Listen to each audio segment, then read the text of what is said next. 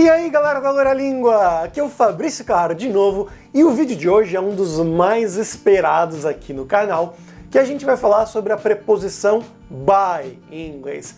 É um tema um pouco mais complexo porque ela tem várias traduções diferentes, ela pode ser usada em muitos contextos realmente e a gente vai ver aqui todos esses contextos, vai explicar todas as possíveis traduções e usos dessa preposição by em inglês. Então vamos começar! Mas bom, voltando aqui, né, como eu mencionei, essa preposição by, ela pode ser usada realmente em muitos contextos diferentes, e aqui eu vou separar esses contextos e explicar para cada um deles. Vamos começar a preposição by sendo usada com tempo, né, com horários, com meses, datas, enfim, vai ser nesse sentido aqui. Nesse sentido, ela geralmente pode ser traduzida como em, como até ou como antes de. Você vai falar, por exemplo, by 5 o'clock, isso a gente geralmente pode traduzir como até às 5 da tarde ou até às 5 horas, enfim, mas também pode ser antes das 5 da tarde, ou seja, ele meio que estabelece um limite ali.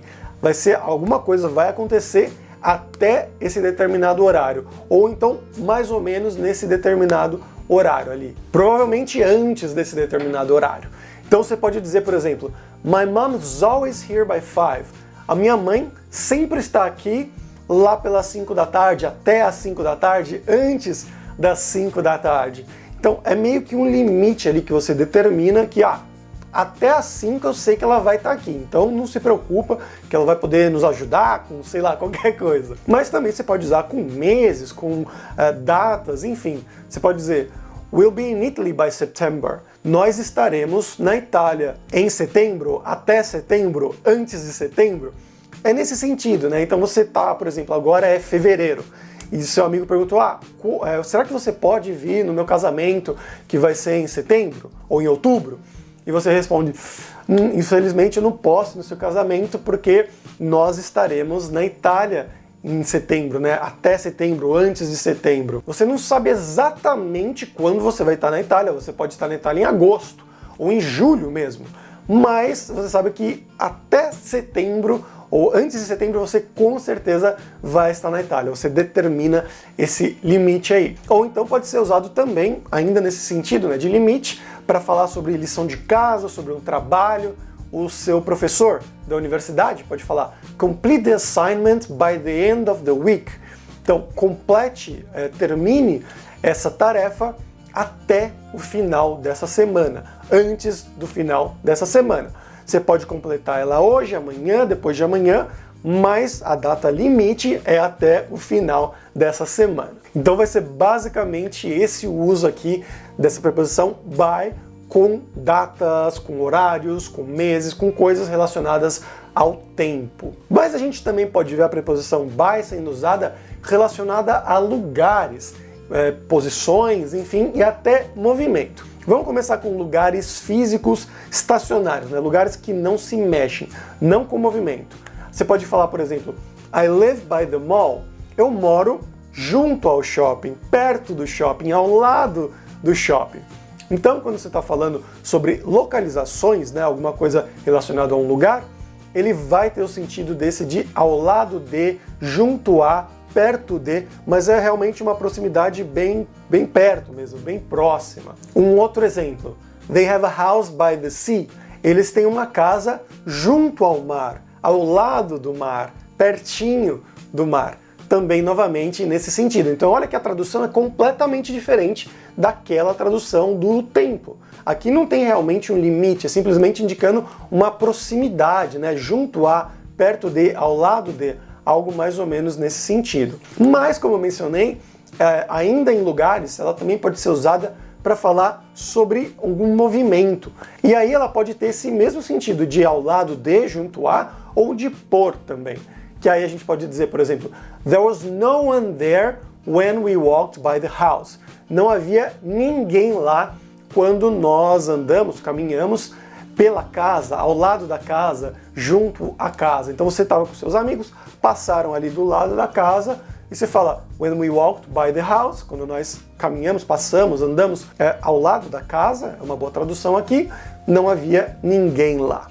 Também ainda nesse sentido aqui com lugares. Um terceiro contexto aqui onde a gente vai usar muito essa preposição by é na voz passiva em inglês. O que é a voz passiva, Fabrício? Você pode falar, em português a gente tem também a voz passiva, né? Você pode falar, por exemplo, o cientista escreveu este artigo. Então, o cientista seria o sujeito da frase, né? A pessoa que fez essa ação, e este artigo é o objeto dessa frase, ou seja, a coisa que foi feita, que foi escrita aqui nesse caso. Então, isso seria a voz ativa, né?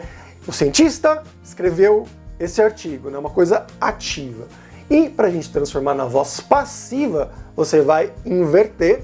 Então, em português ficaria: esse artigo foi escrito pelo cientista.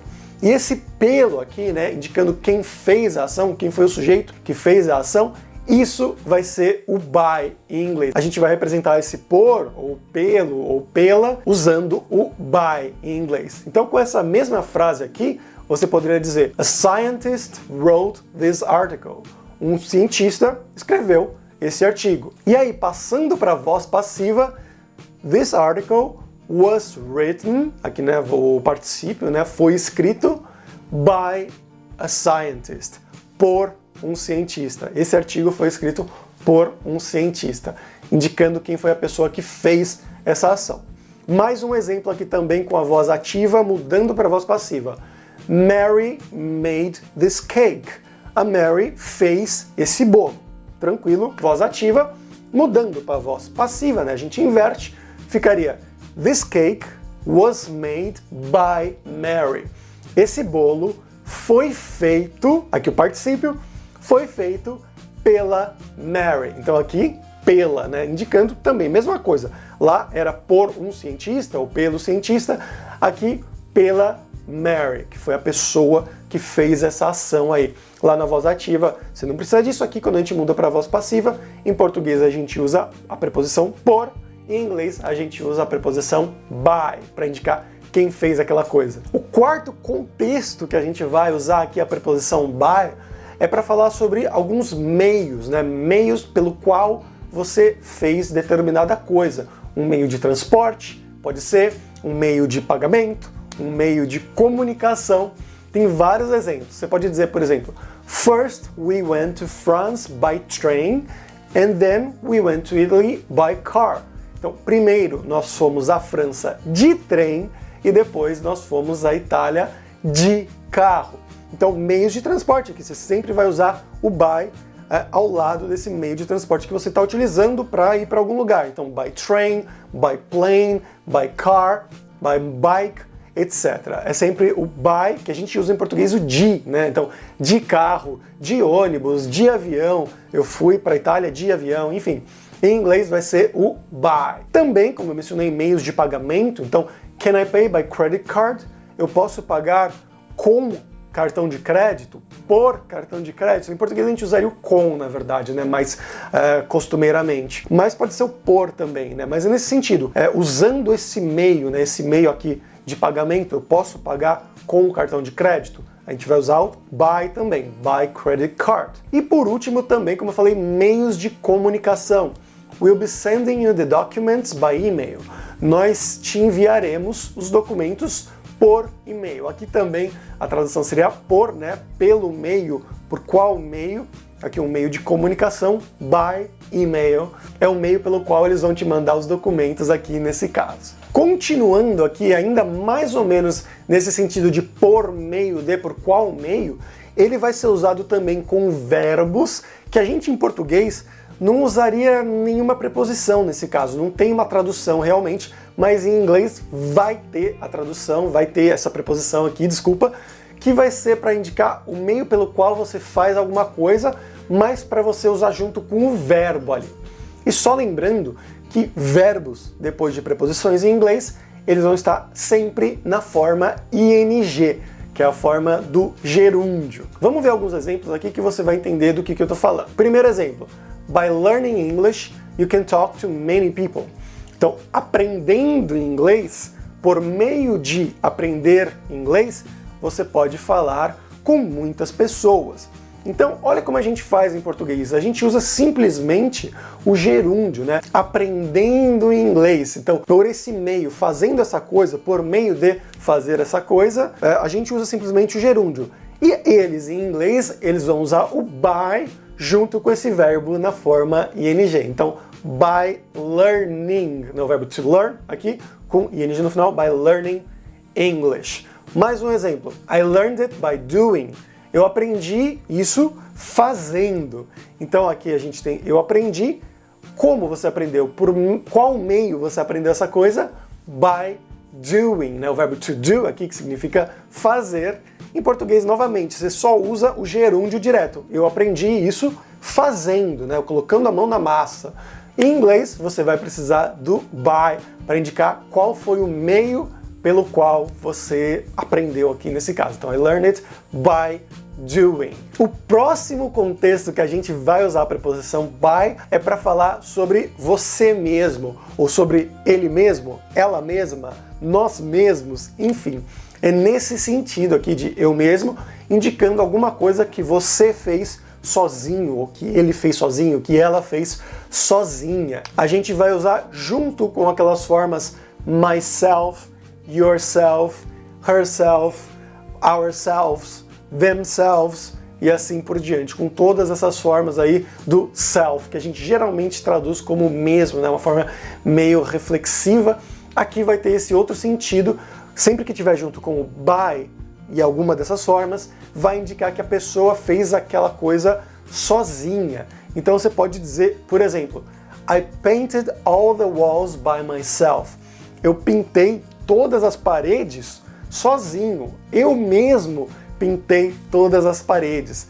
É esse o sentido aqui. Então você tem o eu, né? I painted all the walls. Até aí tudo bem. Você poderia terminar aí a frase, não teria problema nenhum. Então, eu pintei todas as paredes. Bom, não tem problema. Mas aqui você quer dar uma ênfase que você pintou, você fez todo esse trabalho sozinho, que você mesmo fez tudo isso. Então, para isso você pode usar esse by myself aqui nesse caso. Ou então você pode usar também, como eu mencionei, para outras pessoas também. She built the house by herself. Ela construiu a casa sozinha. Ela mesma construiu a casa, essa casa inteira aqui. Então você pode usar para você mesmo, by myself, você pode usar para outras pessoas também, by herself, ou they did this by themselves. Eles fizeram isso eles mesmos, ou elas mesmas. Aqui com o them, né? O eles ou elas. Indo para o próximo aqui, o penúltimo sentido, contexto que a gente pode usar a preposição by, ela vai poder ser usada com medidas e com quantidades também, geralmente com esse sentido da preposição por em português. Não sempre, mas geralmente com esse sentido aí. Você pode dizer, por exemplo, I am paid by the hour. Eu sou pago, ou eu sou paga pela hora. Nesse caso aqui, no contexto de pela hora de trabalho, pela hora trabalhada.